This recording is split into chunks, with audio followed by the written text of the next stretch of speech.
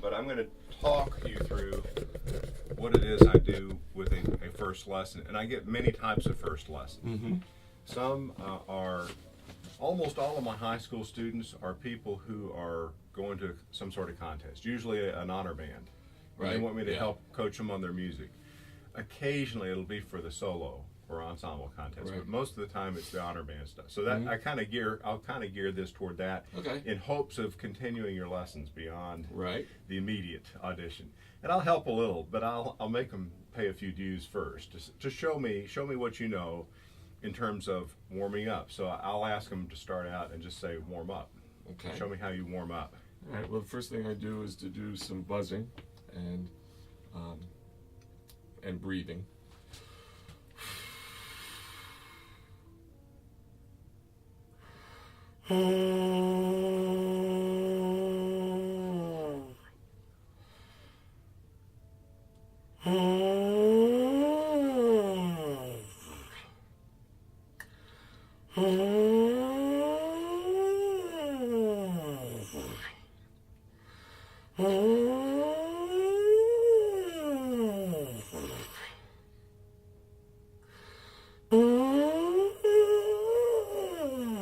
And these are from Brad Edwards' Okay. 6 basic things that he does. And then some glissandos. Okay.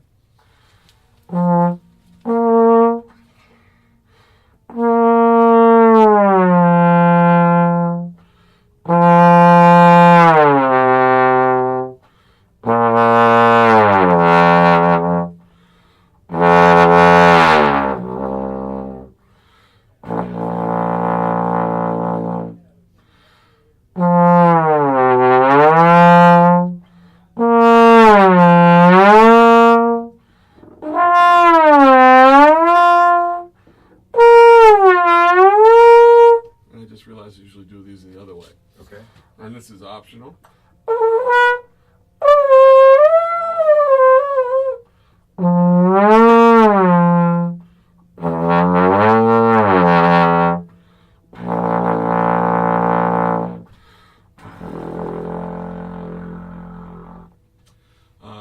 And then lip slurs. Okay. Slow and fast. The things you're doing are slightly above or beyond what my normal student, especially from high school, Right. comes. And many of my majors, you'll be surprised to find out, have never had a private lesson. And so my first year with them is really an attempt to show them how to practice for a lesson, why it's important, my role in their college education, because the concept of a private lesson teacher is so foreign to them. Right. I mean, their band director services all of their needs, Yeah. you know, from beginning band all the Right. way through high school. So they naturally think the band director is who they go to for everything Yeah. in college. And I show them that, well, they can help with certain Yeah. things, but then there's the applied teachers, there's the other teachers, there's each one is a specialist. Right. But everything here comes together. This is where all of your instruction comes together. Your ensemble skills, your music theory, your music history, your all of it. Maybe to save some time, I can just Sure. tell you the rest of. I mean, there's some scales that are in the warm up, fast lip slurs, and then what I do is Brad has a book of lip slur studies. I love that. And I just have started in the last 3 weeks going through that book. You avoid using the tongue. Right, no tongue at all. You just move the And- slide and do the slurs as Right. note. Love those. Other days when I feel like wind is not working for me, the breathing book, David Vining's book, Right. I'll play. For a while I was playing every exercise in there. Now what I do is I'll do the odd ones on one day and the even ones the I next. find you can get a little bit too much of that. Too much of a good thing. Yeah, you begin to fall in love with breathing rather than playing. I use a lot of spirometer drill. I was noticing, you know, of all the things that you were doing when you first started playing, you took a rather comfortable breath rather than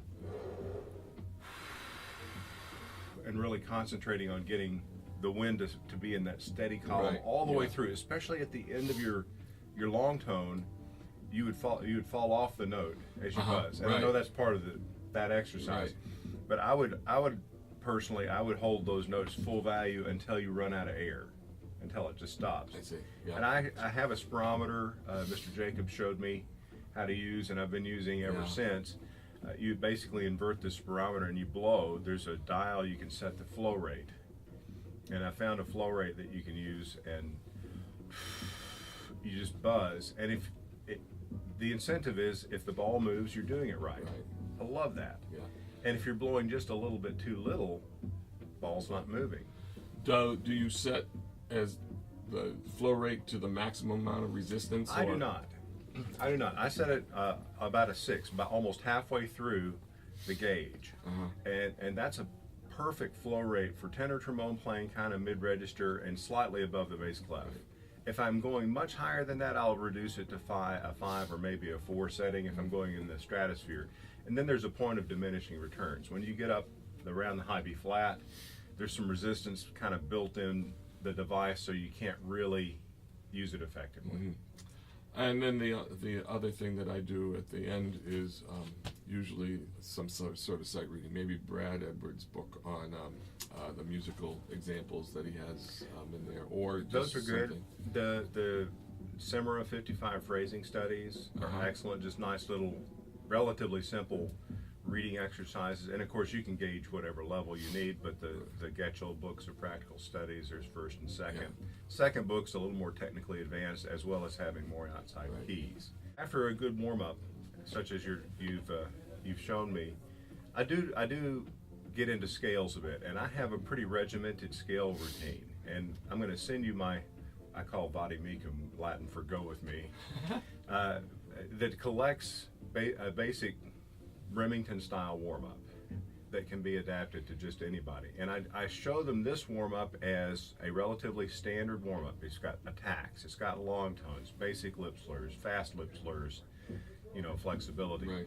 And it moves through kind of an encapsulated version of the Remington. But I show them that these exercises, they will all these exercises can serve to fix whatever problems you're having in your playing. But you have to develop your own routine. Right. That usually takes about a semester or a year to, again, get them to think beyond playing what's on this written page and really start to listening to what's going to help their playing. Now, is there some actual just breathing exercise with that in your warm-up, or when you get them? I have a little summary. I'll send you that sheet that I use with the spirometer. When I sell the spirometers, I found where you can buy them in bulk. But it's the exact same spirometer you can get from Windsong Press and other sources online. It's the one that Mr. Jacobs introduced me to. You can use it as a breathing trainer. And the point I was going to get to is in your breathing, I see that you breathe rather comfortably.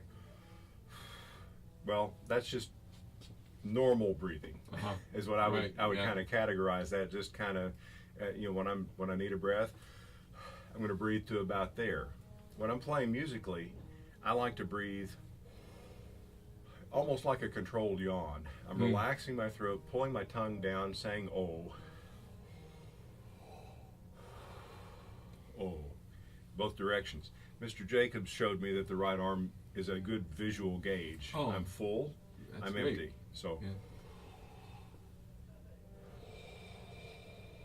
I just set the metronome on 1, just so they have some kind of aural reference too. And I start teaching them very early on the importance of having the tuner and metronome. The tuner's on 100% of the time, so that in any given second, if you're holding a note, you can just kind of glance down and see where you are, and you're just starting to learn to check in and be aware of your contributions or not to whatever group you're in.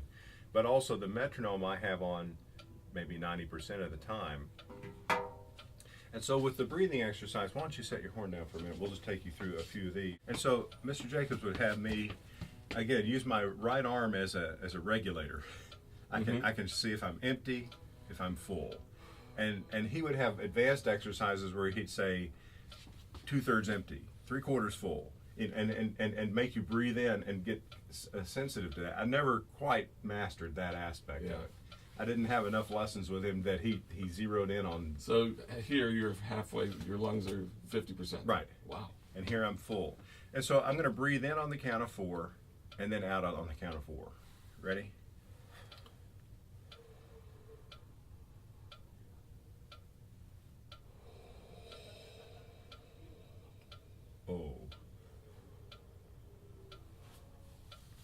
expand. Really empty. As relaxed as possible.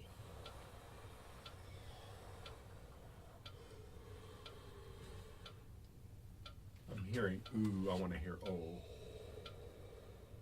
And I'm hearing a little ah in the back of the throat from the lips. So focus the air at the Like lips a rather giant, than like on a the giant back. straw. Okay. Yeah, ready? And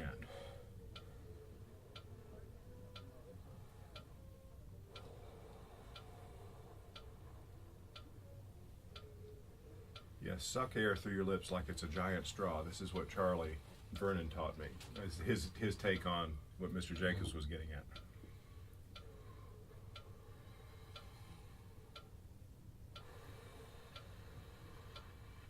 I'm always going to blow out on the count of 4, but now I'm going to reduce the number of counts in. Okay. So it was 4. Now we're going to breathe in on 3, but out on 4. Okay. Ready? And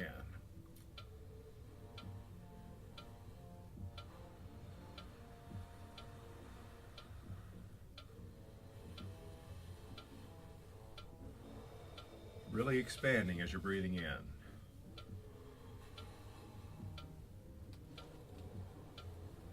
Now in on 2, 4,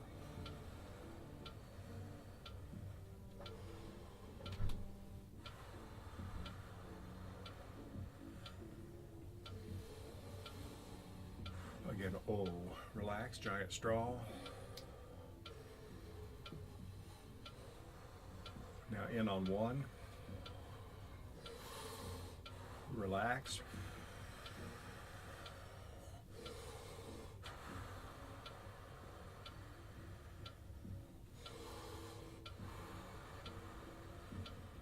Usually I'll take a break here. Did Mr. Jacobs or anything that talk about the exhaustion of air? Like some guys I know, before you take that first 4, they want you to make sure that your lungs are empty. Exhale, so it would be. I tend to start that way. I didn't say anything about it today, but yeah, I like to completely exhale, going just slightly beyond that chest at rest point. Yeah.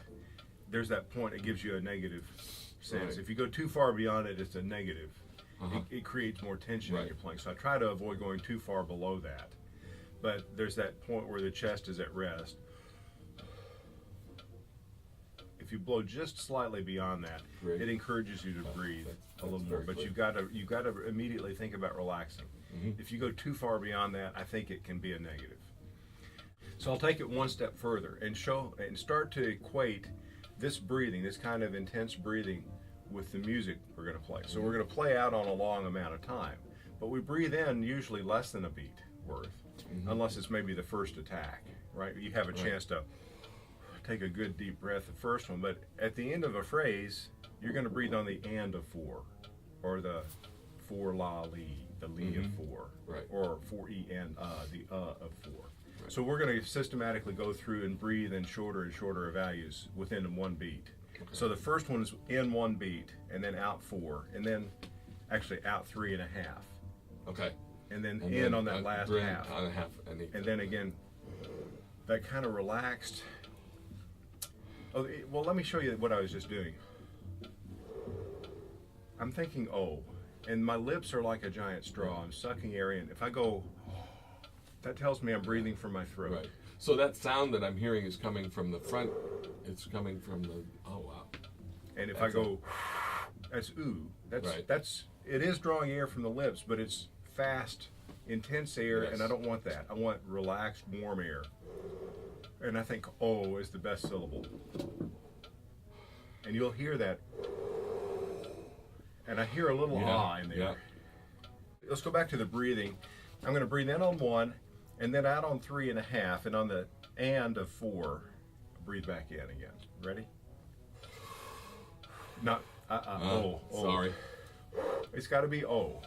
It's got to be like a giant straw in my mouth. In fact, what I usually use, I don't have one here with me. I use a PVC pipe coupler as a breathing tube. A breathing tube. And if you have something physically in the front of your mouth, you're going to use it like a straw. And so I use that for a while until your body kind of gets used to sucking air, but even making an O with your fingers is more of an O. In one breath, right? The one beat. Ready?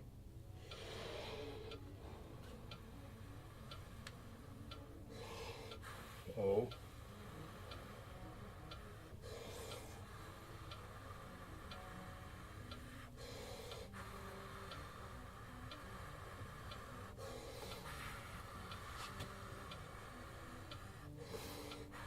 O.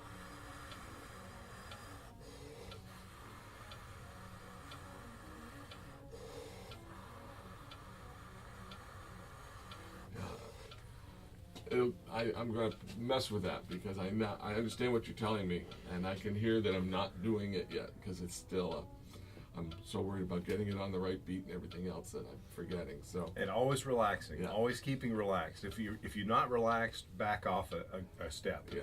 If it's at the eighth note, go back to the one beat breath in. Let's do triplets. 1 la li, 2 la li, 3 la li, 4 la. Breathe. Ready?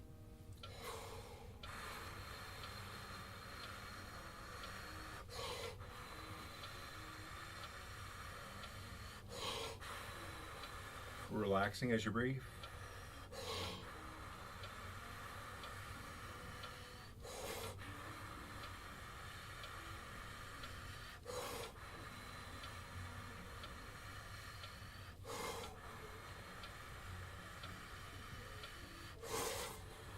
Two E and a 3 E and a 4. For the last 16, 3, 4.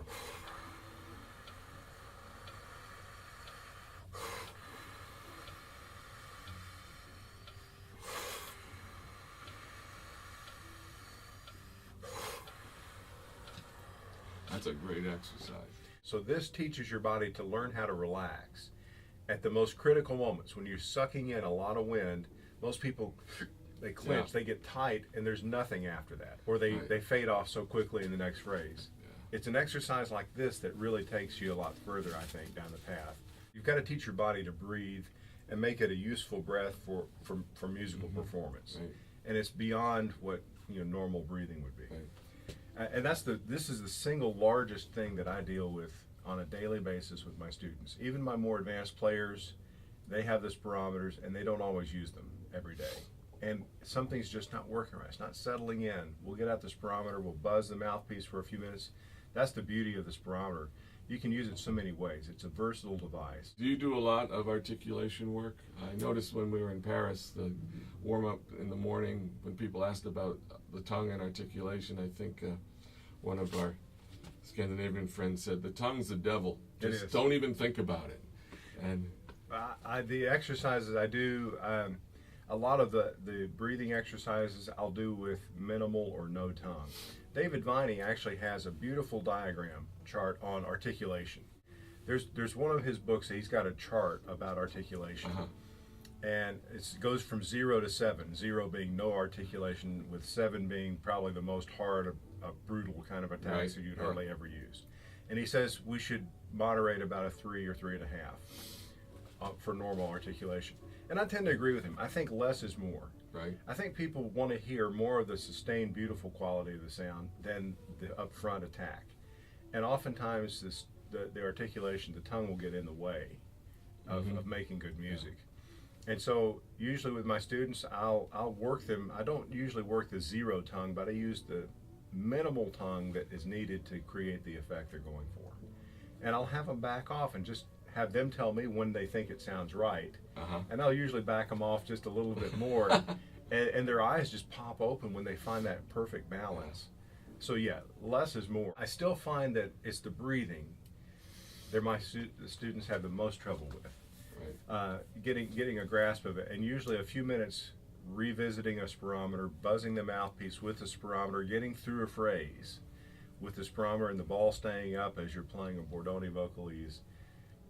That gets you far more down the path than playing 5 Bordoni etudes in a row. So your first students, they come and they have a tradition of lessons, so you give them Roshu, and well, if they're ready for it. If not, then the Fink studies and legato. Okay. Are a good way to get in. And I don't have a lot of students before that, but even I keep mentioning the Jerry Semera book, the 55 Phrasing Studies, are a great way to get into that.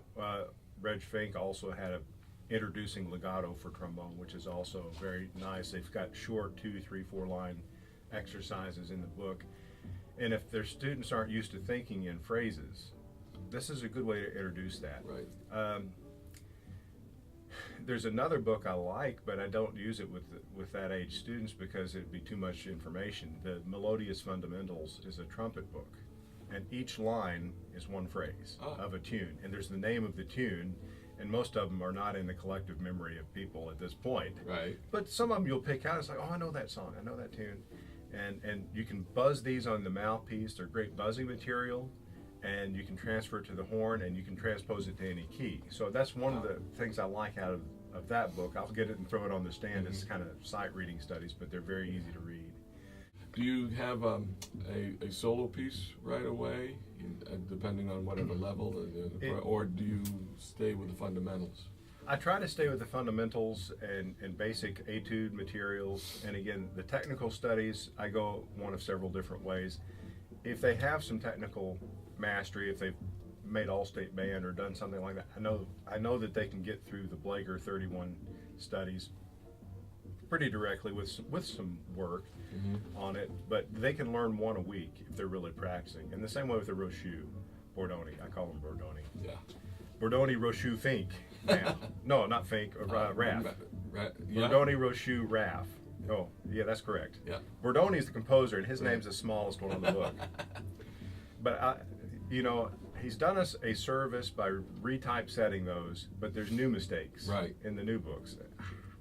I know. I want one book that has everything. And you sit there and you're listening and you go, wait a minute, that's not right. And then the student goes, yeah, it says right here. And you go, I know it's not right. And then I go back to my 1969 book, and there's what it used to be. Right, and then I'll go to the actual piano vocal scores and pull out from the there's facsimiles of those you can get, and I'll mark in all the extra dynamics or markings or slur markings that are missing. Or the facsimile, where'd you get those? There was it Benny Slushine who did those years ago? I don't know. There was like 6 books, the original books. The first one was a facsimile. The piano score is a facsimile of the piano. The second and beyond were retypeset from archivables. I didn't know they were out there. I'll have to look. So those are very clean, very meticulously notated. And I'm not sure if they're still available, to be honest. I haven't checked lately. I need to buy one more set of books. So breathing is the key.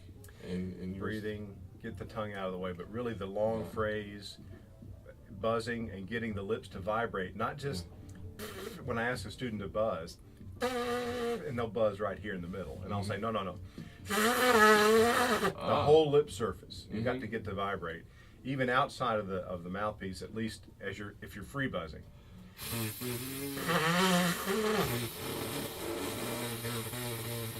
You're buzzing kind of within the rim. Let's do that middle out. That's better. I'm getting, it's not buzzing F, but it's not. It's not all of it is not buzzing the same. But a lot of people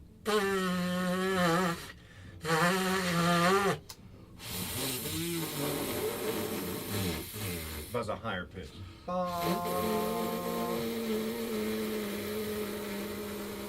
Again, you're kind of concentrated right in here, but that's more than most are going to do right off the bat. So, I've asked everybody this, and I've gotten some very unique answers. Okay. If all the trombone players that are watching this, there was one thing that you wanted to tell them about anything about the trombone, what would it be? Gosh. The breathing, I know we got, and I mean, afterwards I'll tell you a few of the things that people said. It's very interesting. I'm not going to be very imaginative here, but there's you're only as good as your last concert. You've got to continue to practice all the time. It's a constant struggle to work toward a performance, and then after that performance, what do you do? It's a period of self-examination at that point.